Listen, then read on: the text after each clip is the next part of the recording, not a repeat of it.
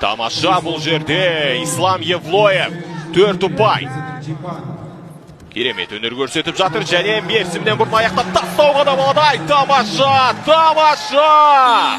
Міне, 1 минутқа жеткізбей-ақ отандасымыз бұл белдесудің тағдырын шешіп тастады. Міне, Азамат жарады. Біз айтып өттік, жарыстың бірінші күнде отандастарымыз финалға дейін жете алмады деп.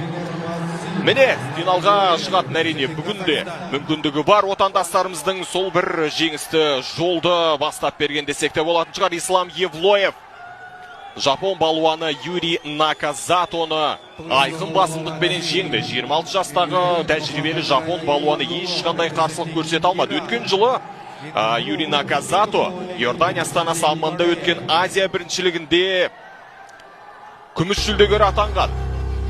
Тек Иран балуаны Мұхаммед